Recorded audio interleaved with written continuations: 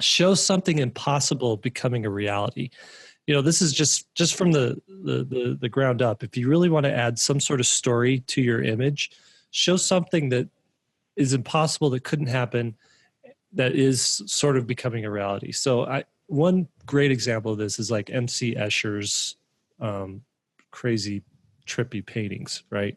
I guess they're drawings, where he does like the staircase that's going up continually, but it loops back into itself, or the waterfall that's falling down and turning a wheel that's feeding the waterfall, right? And then becomes a duck later, like as it goes. Duck, yes. And geese.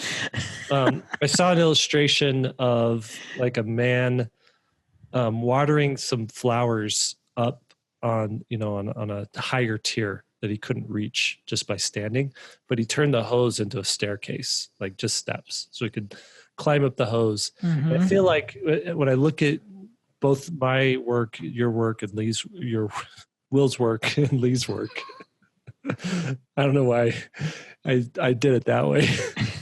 Anyway, your work and Lee's work. Anyways, when I look at all three of our work, I feel like Lee's is the most whimsical in this sense, where he does stuff that's more impossible things becoming reality. You want to talk about that, Lee? Why you go there? Well, what I like, how I get there is illogical solutions for logical problems.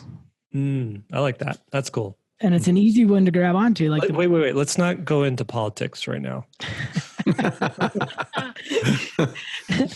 One of the books that I'm writing right now is I can't go into that one, so I'm gonna have to pull that one until it gets published, because it's under some contractual things. I'm gonna tell you you guys to go research this other dude. It looks like his name is pronounced Billout, Guy Billout, Guibillout. You guys know him? How do you pronounce that name? GBU.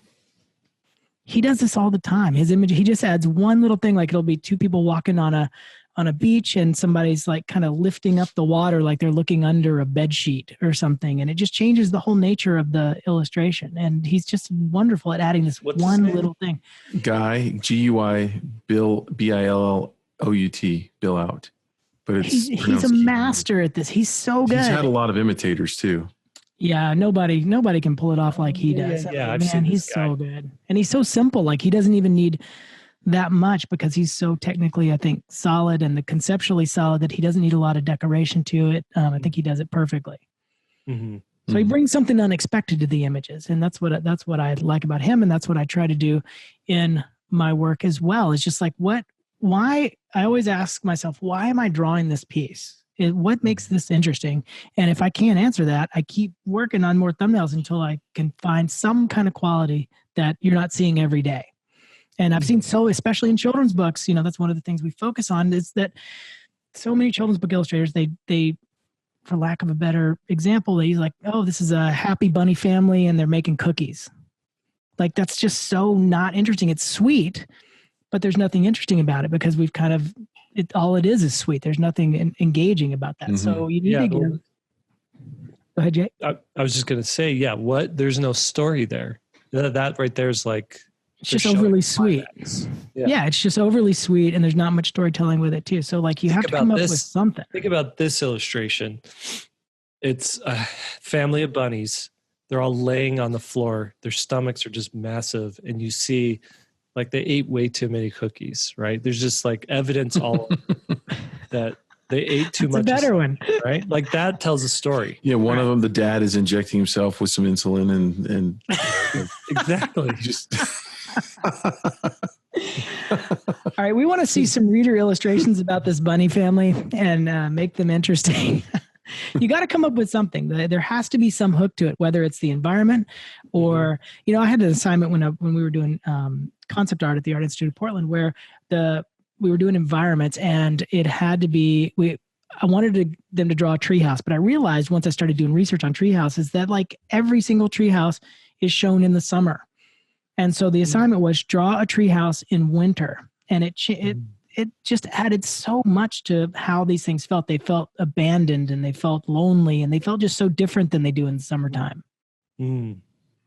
Just like my childhood.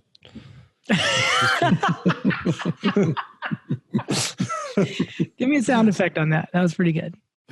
Oh, still man, have I those don't sound have it effects? handy. Here we go. Oh, Oh, you gotta there be we ready go. with that drum hit, man. Uh, no, I had a great childhood. Actually, I didn't see snow, actually see or touch snow until I grew up in Arizona, by the way. I didn't see it or touch it until I was, I want to say 11 years old. Wow. You're one of those guys. The only That's experience I explained had a lot. was movies like Empire Strikes Back, anything like that. So when I saw the snow, we were up northern Arizona. I saw a pile of snow on the side. I ran over. I'm like, I'm making a snowball. I started doing it. I didn't have mittens on. And all of a sudden I was like shocked at how cold it was. I didn't realize snow was like freezing cold. My fingers were just, I was like, what's wrong with this stuff? My students in California, see, you got us on a tangent again. When we were living out there, we would go snowboarding, and they had been, every kid in town, because we were like 3 hours away. A lot of them had only been to the snow once or twice, and they call it going to the snow. Yeah. Up above Fresno.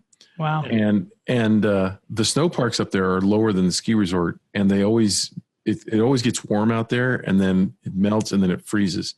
So you might have snow that looks like rolling hills, fluffy snow, but it is hard as concrete.